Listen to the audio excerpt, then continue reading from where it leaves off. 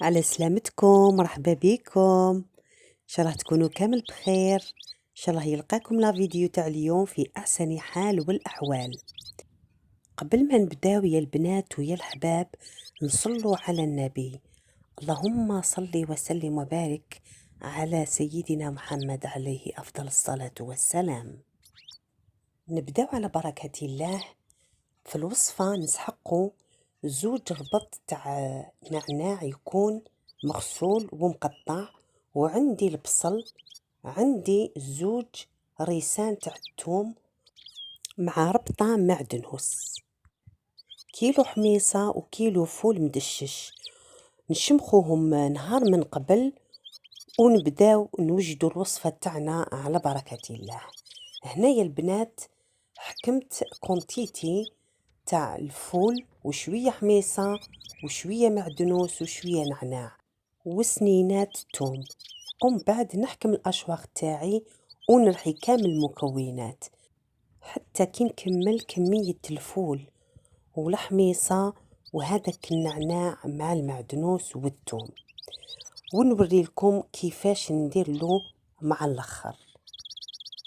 نحكم الجفنه ديالي، ندير هذيك الكونتيتي اللي رحيتها كامل، وندير لها مغرفه كبيره تاع الملح، نزيد لها مغرفه كبيره تاع الكمون وكيس بيكربونات الصوديوم.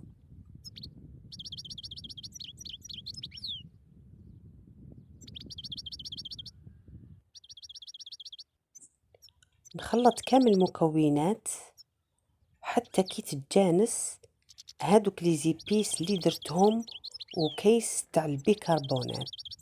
بعد ما خلطت المكونات كنت زدت ملعقة كبيرة تاع الكمون، هادوما فلافل السورية، ملاح في رمضان يشدوا لكم على الكريشة، يعني على الجوع.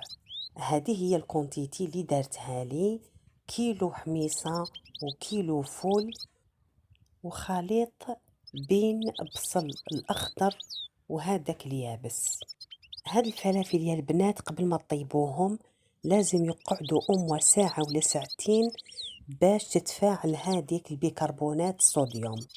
تبعوا طريقة تشكيل الفلافل باش هكايا ما يتحلوا لكمش في المقلاة، والزيت تكون سخونة والفرن تاعكم يكون على نار متوسطة باش هكايا يطيبوا لكم من الداخل ومن برا يكونوا كروستيون. المهم يا البنات الفلافل خرجوا هايلين، وهذه هي الكونتيتي اللي دارت لي. تقدروا ما تخبوهم في الكونجيلاتور ما يصرى لهم والو، كي تحبوا تخرجوهم طيبوهم عادي. ان شاء الله يكون عجبكم لا فيديو تاع اليوم، ان شاء الله نكون خفيفه ظريفه عليكم يا البنات ويا الحباب. نتمنى لكم الخير والعافيه والستر.